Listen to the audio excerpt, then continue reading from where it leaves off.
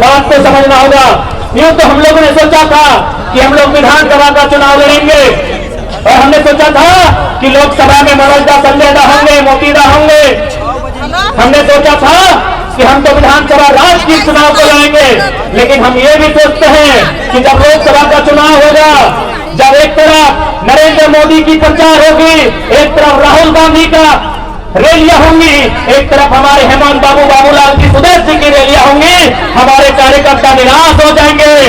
तो अपनी निराश सेनाओं को मजबूती देने के लिए, उन्हें हिम्मत देने के लिए उनका सेनापति लोकसभा के मैदान में होगा। हमारी कोई इच्छा नहीं थी लोकसभा चुनाव लड़ने की।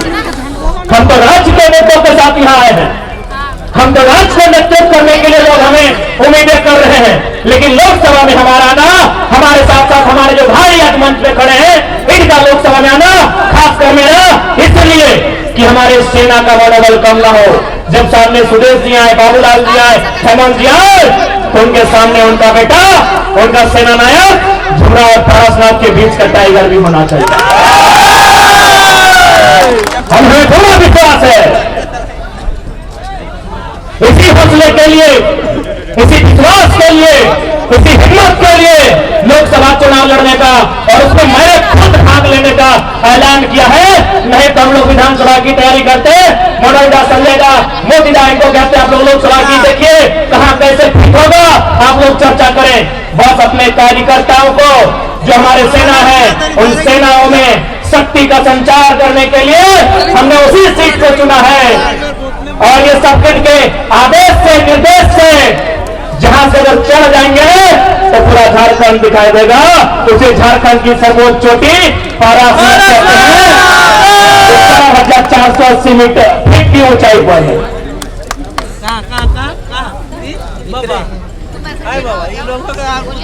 वोट मारेगा जरा मत इसलिए आज बड़का गांव की बात कीजिए। कुछ दिन पहले बड़का गांव के कुछ साथी आए थे जैन सिन्हा से मिलने के लिए। इन्होंने साफ साफ कहा कि जमीन तो आपको देनी होगी। जयंत सिन्हा ने साफ साफ कहा जमीन तो आपको देनी होगी। बताइए तुमको सांसद कहे बनाए हैं? बप्पो को सांसद बनाए, बेटों को सांसद बनाए, अब तुम बोल रहे हमारे बेटों को सांसद बनाओ। इसी दिन के लिए विकास का कोई विरोधी नहीं है। आज जितने लोग यहाँ बैठे हैं कोई विकास का विरोधी नहीं है, लेकिन विकास का एक मापदंड होना चाहिए, जमीन अधिग्रहण का एक मापदंड होना चाहिए, मुआवजा का एक मापदंड होना चाहिए। अरे आइए ना भाई, बड़का गांव क्या, पूरा बड़का गांव विधानसभा जिसमें केड़ेडाड़ी पटरातो भी आता है, सारा जमीन आपको एक मुफ्त में दे देंगे। आप प्रति डिसमिल 1 लाख रुपया मुआवजा तो लगाइए। क्या गलत है भाई, क्या गलत है? आज ये सब उनके सरकार की संपत्ति है। सरकार 1947 में बना है, भारत का गणतंत्र 1950 में बना है। ये जमीन चाहे बड़का गांव की रहे, बड़ी कोडरमा की रहे या धनबाद बोकारो की रहे, उनके बाप दादा नहीं करने से भी कम से कम 10 पीढ़ी से जोत खोल रहे हैं। कम से कम 10 पीढ़ी यानी एक पीढ़ी में 50 साल यानी 500 साल से, मुगलों के काल से, उसके आगे से, कहीं राजा राजवाड़ों के काल से ये जोत खोल रहे हैं। बताइए, अब एक झटके में कानून लेके आएंगे, हमारी सारी जमीनों को चट भर में अधिग्रहण करके चले जाएंगे। और किसके लिए? एक व्यक्ति के लिए। उस व्यक्ति का नाम है माननीय श्री 108 श्री गौतम अडानी। एक व्यक्ति के लिए यही लोकतंत्र है।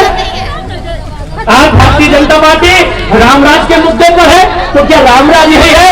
अडानी जैसे लोगों के हाथों में देश की संपत्ति, अभी मार के पीट के मर्जी से नहीं। ये पता कीजिए, बड़ा का प्लान आदिवासियों को जब मार पीट के जमीन लिया गया और सारा बिजली बांग्लादेश को, कि हमारा पानी हमारा पसीना और बिजली जले तो शेख हसीना। अरे भाई, बिजली देना था तो बांग्लादेश की महारानी शेख हसीना को कहे। हमारे यहाँ शेख भाई बैठे हैं, उनकी खाला जाने शेख फातिमा, उनको बिजली देते, हमको कोई दिक्कत नहीं। हमारे फजल खान जी बैठे हैं,